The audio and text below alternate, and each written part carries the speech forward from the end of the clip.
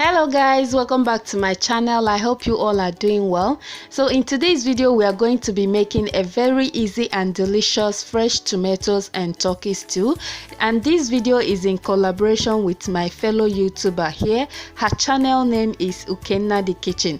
I'm going to leave the link to her channel in the description box below, so you can go and check out her video on how she made her own stew. Make sure you go and check out her channel after watching my own video, and do subscribe to her channel. Also let her know that you're coming from my channel. Alright, so here I have my fresh tomatoes, and as you can see I have 10 large fresh tomatoes. I have 2 onions here. I have 3 scotch bonnet peppers. I have 1 small ginger root, 2 fresh red bell peppers. I have 1 bottled tomatoes. You can use tin tomato paste if you want, but I just don't like tin tomato paste, so I always like to add this tomato in my stews. I also use it for my jollof rice. So here is my turkey. I'm going to cut it, but I'm going to show you how I cut my turkey because I don't like it big in my stew. I don't like it, it is very long. So here I also have my onga. This one is for stew. They have the one for ofaku, but this one is for stew.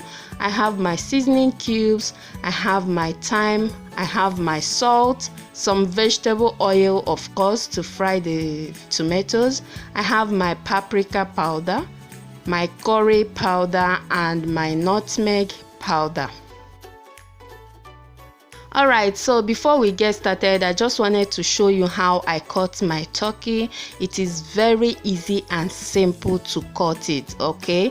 This is the wing and the thigh, I think.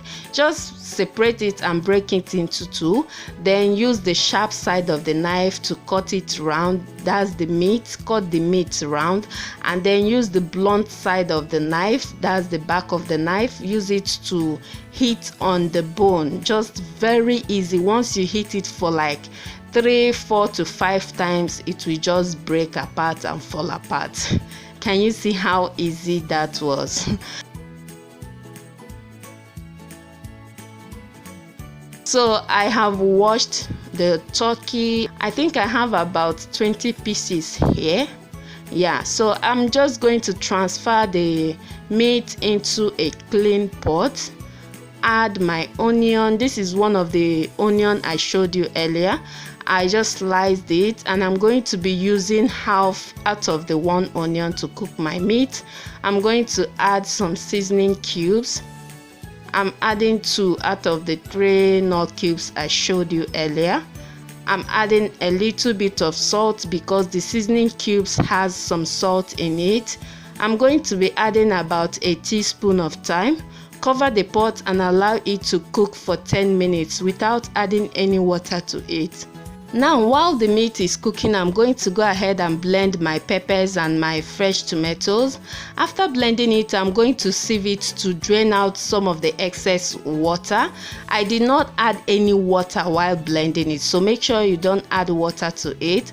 And this process helps a lot, like it makes the frying process a lot more easy. If you haven't tried it, please I beg you, just try it. It makes it a lot easier, okay? Instead of waiting for the water to dry up or cooking the tomatoes before frying it, it takes a lot of time. Okay, so I just poured enough oil in my pot, just a very good enough oil to help with frying the tomatoes and the peppers. Once the oil heat up, I went ahead and add the other half of the onion that I showed you, add some thyme, and then pour in my blended peppers and tomatoes. I'm going to cover the pot and allow it to fry for 10 minutes without touching it. Now, while that is frying, I'm going to show you what I do to the meat. As you can see, the meat has released its own water after about 10 minutes of cooking. Now, I just poured in the water, the liquid I got from the fresh tomatoes and peppers. I'm going to cover the pot and allow the meat to cook evenly. Now back to the pot. As you can see, my tomatoes and peppers are frying very nicely. This is about 10 minutes of frying it without touching it. So now I just added my bottled tomatoes, and now I'm adding my onga. Add some curry powder, just a teaspoon of curry powder, a teaspoon of paprika, and half a teaspoon of nutmeg. I'm making a very large quantity of stew, so that's why I'm adding this amount of ingredients. If you're making a small quantity of stew, you can reduce the amount of ingredients you add to it. Once I've added all my seasonings, I went ahead and add my turkey. It has cooked properly along with the liquid. After that, I just tested for seasoning and salt, and I think I needed only salt. I went ahead and added a little bit more salt. Cover the pot and allow it to cook for 10 good minutes, just 10 minutes.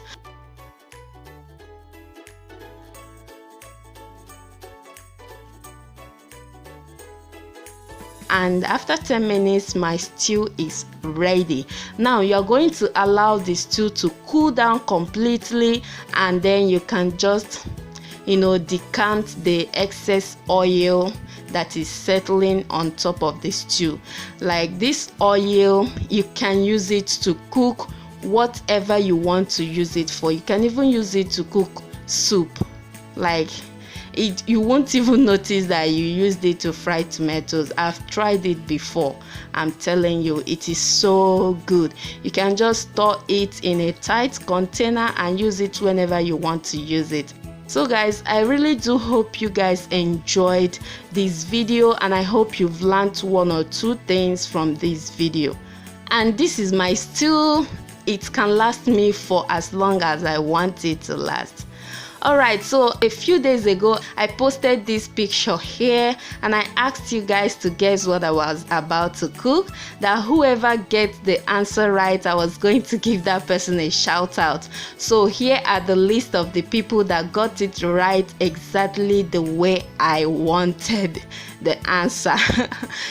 If you like this video, don't forget to click on the like button. If you're new to my channel, please click on the red subscribe button below and turn on your notification bell so you don't miss any of my latest upload.